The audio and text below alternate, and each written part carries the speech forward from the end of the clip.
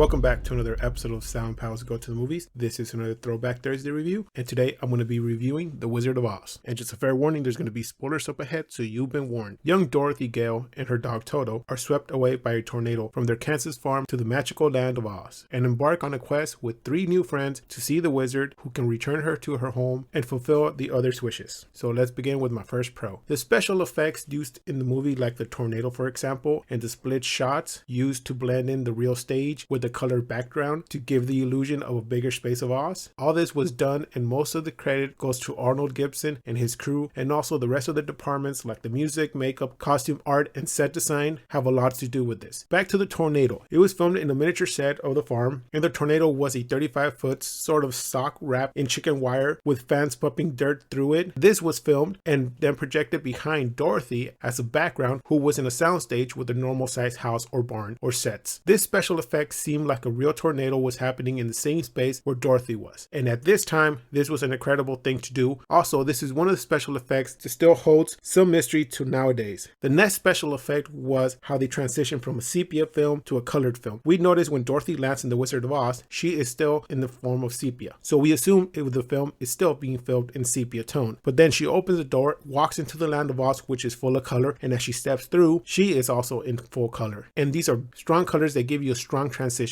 Well, this was done actually by having the film being recorded in color. The house and a Dorothy double were dressed in sepia colors. As they walk towards the door and they open it, which also the door was colored sepia, as she steps through, she hands off Toto to the real Dorothy, who is dressed in a color costume, and then she stepped into the land of Oz. Next was the cast and how they delivered their lines. Some did it in really hazardous conditions that caused them to become ill or injured. Such case as the Wicked Witch, whose makeup was very toxic, or the time that she actually suffered second-degree burns. Also, originally, Buddy Epson was casted as the Tin Man. He did film some scenes, but the makeup they used was aluminum powder. As they were putting it on and during his acting, he inhaled it on a daily basis, which made him really sick, that he had to be hospitalized, and due to this, he suffered with a lung condition the rest of his life. So, they had to replace this actor with Jack Haley. Also, they changed the makeup from aluminum powder to aluminum paste, but still, the new actor, Jack, developed an eye infection that almost cost him his eye. But even after all these incidents, the actors still delivered their lines and made the movie what it is today, an amazing film full of fantasy. Other actors also were in a struggling condition, like Dorothy, the Cowardly Lion, even the monkeys, who were actors. Sometimes they had incidents as they were flying, the wire got cut and they fell and injured themselves. So this movie was not by all means a safety kind of movie, because back in the day, there was no safety concerns for actors. Next point is how the book was turned into a movie, and at first it was a failure in the box office. It did win awards, but due to the war and the larger budget, the movie didn't see profits till about 10 years later, when it was re-released in movie theaters, and also November 3rd, 1956, when it was televised for the first time on TV. After that, this movie has been a staple for most movie fans who watch it almost religiously every year, or they just want to watch it with their kids, and also people who are curious because they hear the rumors, stories, tales, or even urban legends that surround this movie. And the fact that this movie still continues to bring out new generations to seek out the movie. And one thing that I wish was still around was the cutscenes, such as the Jitterbug number, the Scarecrow's extended dance scene during his If Only I Had a Brain musical number, or even the Tin Man when he actually turned into a beehive due to the witch's curse. These are not just urban legends. There are people who saw the whole movie completely with these scenes, but after every screening, the studio wanted to cut the film shorter and shorter due to the running time. So after they cut the scenes, these parts of the film were either lost or completely destroyed forever. Now moving on to my cons. The Munchkins were paid less than Toto